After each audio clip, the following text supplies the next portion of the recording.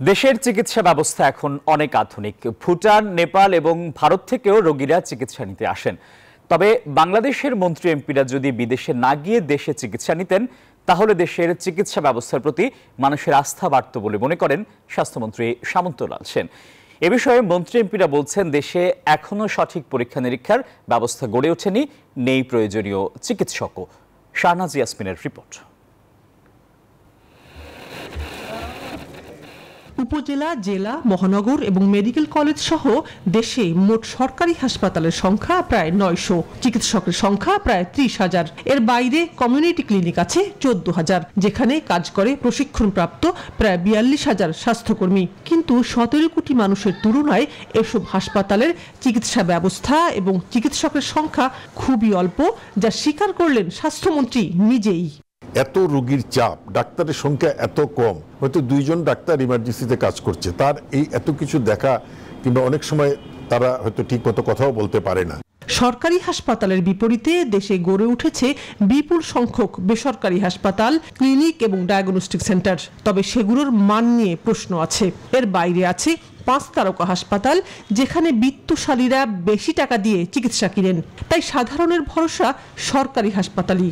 মন্ত্রী বলছেন, দেশের চিকিৎসা ব্যবস্থা এখন যেমন আছে তাতে কারোরই বিদেশ যাওয়ার প্রয়োজন নাই। বরং মন্ত্রী এমপিরা দেশে চিকিৎসা নিলে সাধারণ মানুষ দেশের চিকিৎসার উপর আরো ভরসা পেত। আমাদের মাননীয় প্রধানমন্ত্রী কিন্তু চোখ দেখান ঢাকায়। সুতরাং আমরা যদি মন্ত্রী, সংসদ সদস্য সবাই এই দেশেই চিকিৎসা নেই এবং যার যার এলাকার হাসপাতালগুলোতে নেই, তাহলে ওই হাসপাতালেরও উন্নতি হবে এবং দেশের মানুষেরও আস্থা ফিরে আসবে। বাংলাদেশের চিকিৎসকদের মান কিন্তু বিশ্বের অন্য দেশের চিকিৎসার থেকে কম না। এ বিষয়ে দুজন সংসদ সদস্য বলেন, দেশের চিকিৎসার মান দিন দিন বাড়ছে, তবে কিছু বিশেষায়িত চিকিৎসার জন্য তাদেরকে বিদেশে যেতে হয়। যারা সংসদ সদস্য আছেন বা গুরুত্বপূর্ণ ব্যক্তিত্ব আছেন, তারা যদি বাইরে যান, সেটি অনেক ক্ষেত্রে বিশেষায়িত চিকিৎসা, যেগুলোর ক্ষেত্রে হয়তো তারা মনে করেন যে সেগুলোতে আরো ভালো চিকিৎসা, জটিল রোগ, এরকম ক্ষেত্রে সাধারণত যান বলে মনে হয়। মানে সাধারণ লোকের ক্ষেত্রে আমার মনে হয় না যে এখন আর কেউ বিদেশে যায়। বিকাশে কম খরচে ক্যাশ আউটের লিমিট বেড়ে ৫০,০০০, প্রিয় এজেন্টও ২টা। এমপি হিসেবে আমি বলতে চাই, বাংলাদেশের চিকিৎসার মান অনেক ভালো। আমরাও কিন্তু এখানে বাংলাদেশে এই চিকিৎসা নেই। আমি সিঙ্গাপুর জেনারেল হাসপাতালে কিন্তু চিকিৎসা করেছি। ওই সময় আমি সিঙ্গাপুরে অ্যাক্সিডেন্ট আমার সিঙ্গাপুরে হয়।